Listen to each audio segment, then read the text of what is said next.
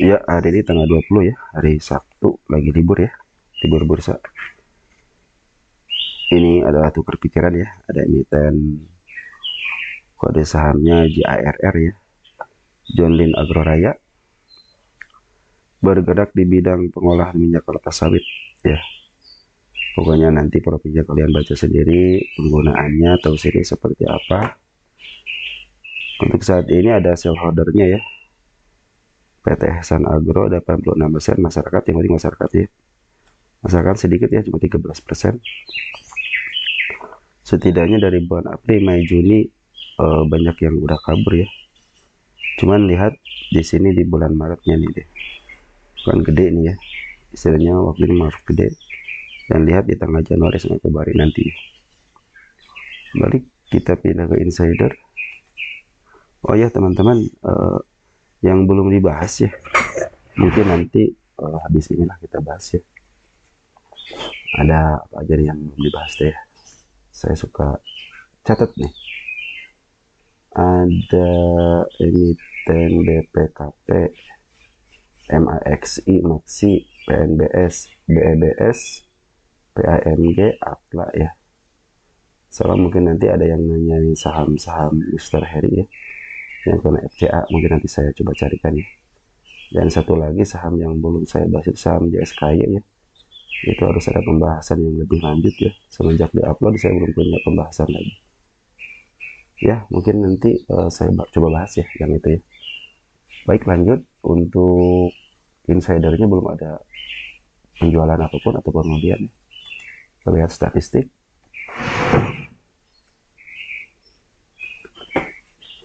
PR-nya masih 19 ya, 27 nih, 27 ya. Artinya ini belum under value ya.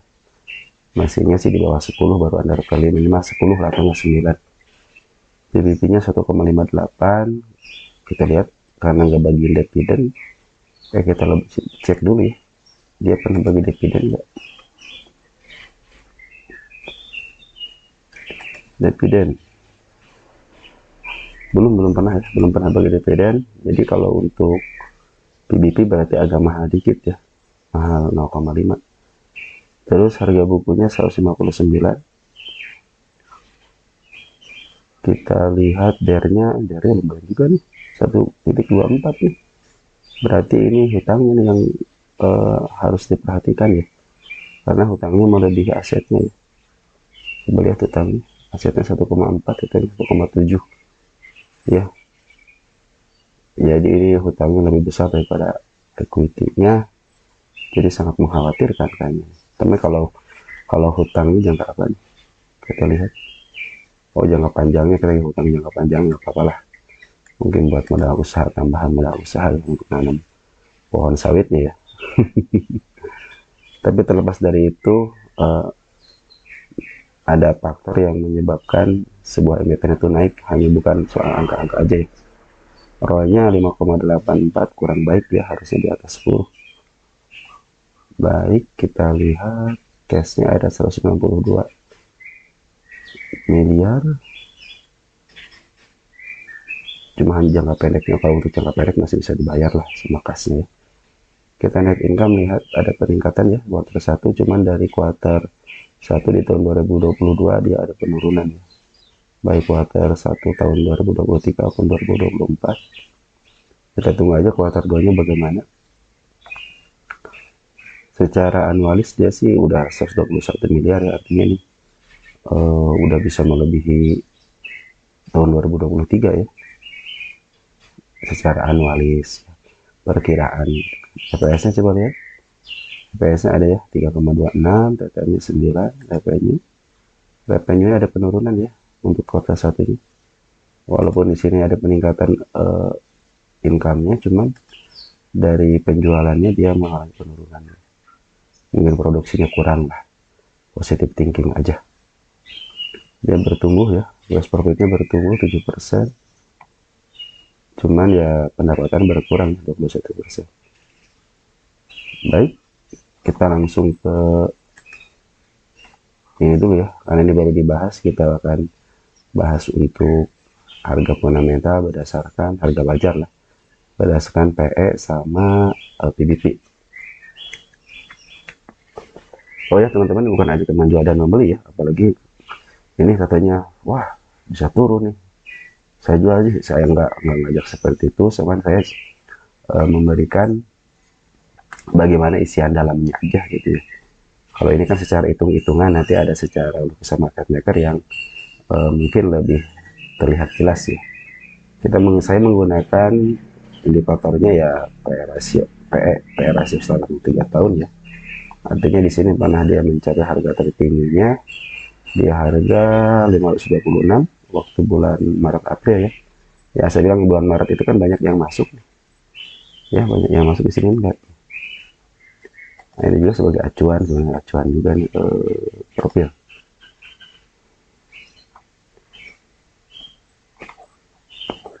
Ini lihat ya, bulan Maret kan banyak yang masuk ya, kata bunga tinggi. Nah sekarang lagi pada dibuang nih, lagi pada cut loss ya, atau mungkin yang udah untung gitu ya. Banyak kemungkinan lah ya untuk yang keluar dari emiten ini. Makanya kita jelasnya, kita hitung harga wajarnya berapa sih ini gitu ya. Baik, langsung aja ya. Untuk rumus berdasarkan PE itu rumus rata-ratanya itu harga PE rata-rata selama 3 tahun ya. Ini yang warna biru ya, 4155 dikali EPS TTM. Nah, EPS TTM ada di sini ya. EPS TTM, nah EPS, ini TTM ini 9.32 sama dengan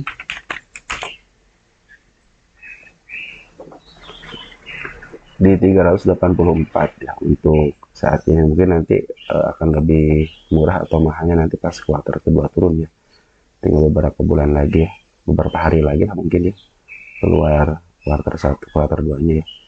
Jadi berdasarkan PE itu ada 387, ada di 387 area sini ya. Mana? Nah ini area sini, area bukit sini, ini kan gunung. Nah ini bukitnya, di area bukit ini lebih tinggi daripada harga wajar berdasarkan pendacat ya. Kalau kita hitung berdasarkan PDP, coba lihat kita PDP nya 1.66 ya, 1.66 dikali, kita butuh yang namanya harga buku. Nah harga bukunya ini ya 159.44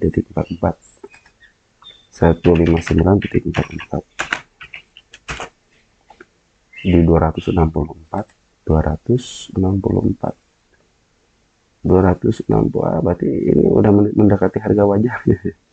Udah mendekati harga wajarnya dia berdasarkan PDP ya. Ya di mana dia kelewatan ya. Nah area sinilah ya, area 264 area sini.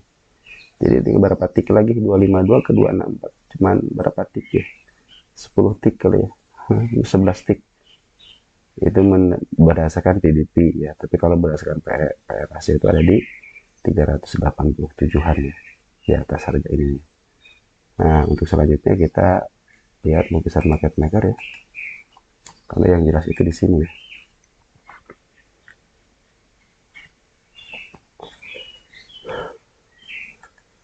Kita lihat dulu ini dulu apa namanya, yang namanya, sebentar ya, kita cari dulu, maaf saya ingin lihat tahu bid dan offer ini. Bid dan offer jar, nah udah saya pantau ya, udah saya masukin ke watchlist saya, yang juga mempengaruhi ini bid dan offernya bagus ya, rata satu tahanannya ya, 23 1 3 2 4 3 2, isinya tahanan di offernya dia rata ya. Nah cuman di bidnya ini ada yang ompong di harga 238 sama 234, ini ompong, ya artinya mungkin lagi belum punya duit kali ya. Kita lanjut. Kalau berdasarkan garis foreign ya, foreign cenderung turun ya, turun cuman pas hari dari mulai sini nih, maaf ya lagi pancaroba nih bro, Nah, mulai hari ini tuh dia mulai tanggal berapa nih? Mulai ada pengambilan ya, tanggal 15 Juli itu ada pengambilan. Walaupun sedikit tapi ada pengambilan ya. Ada berupaya ngambil lah gitu ya. Walaupun di sini pernah ngambil tapi dikertasin lagi. Nah, tanggal 15 Juli itu dia mulai ngambil lagi ya untuk porennya, untuk poren. Nah, untuk garis bandar lokal dia cenderung ngebuang ya. Cuman pas hari kemarin dia ada isian dikit ya. Ada isian hijau dikit nih. Dia cenderung ngebuang sih ya.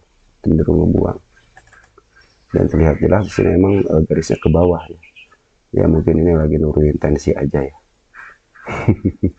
Bisa jadi lagi nurun tensi buat nurunin PR-nya supaya lagi antar kayu gitu kan. Kan digorengnya itu antara bulan Maret ya. Maret ini digoreng mungkin teman-teman karena kelihatan ke atas akhirnya dia teman-teman mungkin masuk gitu ya. Mungkin gitu kan. Mungkin teman-teman masuk akhirnya ya sekarang sempat menyentuh bukitnya kan, sempat menyentuh bukitnya nih. Cuman sekarang diturunin. Dari garis MA juga terlihat jelas di sini masih di bawah MA10 dan MA20 serta di bawah garis sedikit di bawah garis MA200. Artinya ini lagi downtrend ya. Tadi kan harga bajanya di 387 ya. Nah, ada sini. Nah, benar kan ini ada candle merah. Nah, jadi kalau yang berdasarkan PR rasio adanya kan di sini ya. Di sini, area sini. Nah, berdasarkan saya ulangi lagi ya. Di 387 ya di area sini. Kalau saya melihat sih di sini ada candle merah ya. Candle merah yang menjulang tinggi melebihi candle warna warna hijaunya ya. Nah, biasanya saya suka menandakan ke arah sini nih untuk jangka panjangnya ya ke 387 ya. Area sinilah gitu ya. Nah, untuk berdasarkan PBP adanya di harga 268. Nah, 74 ya. Nah, ini ada kecil nih, candle kecil di sini nih, merah kecil ya. Ada merah kecil menandakan ke atas. Ya, sayang kenapa? Oke, makasih ya.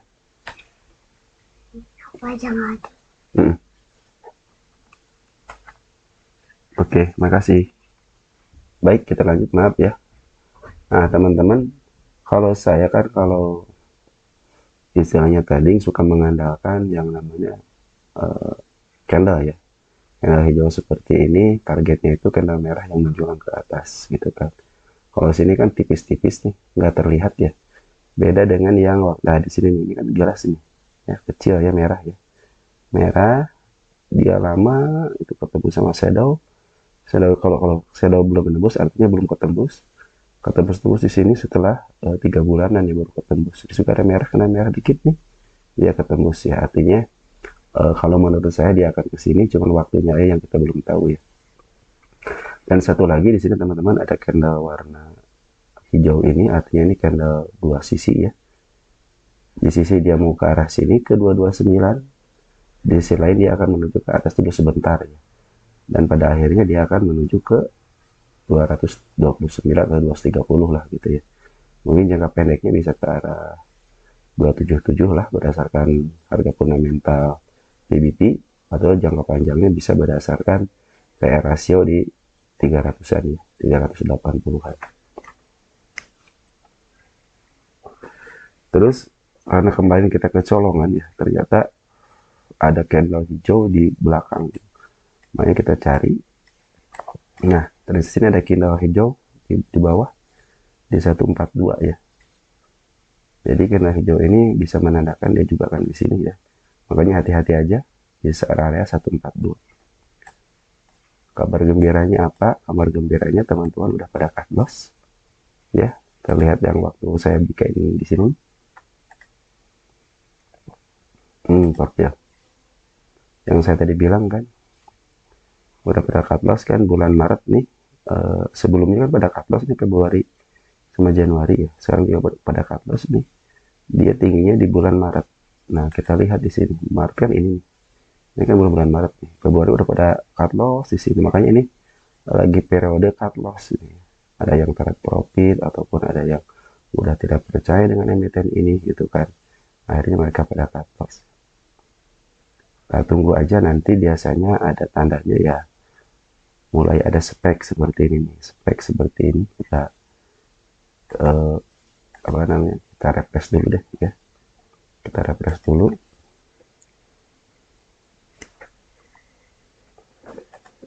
Kita refresh dulu. Nah, nanti kalau ada spek seperti ini artinya kan waktu bulan Januari Februari kan pada cut loss ya.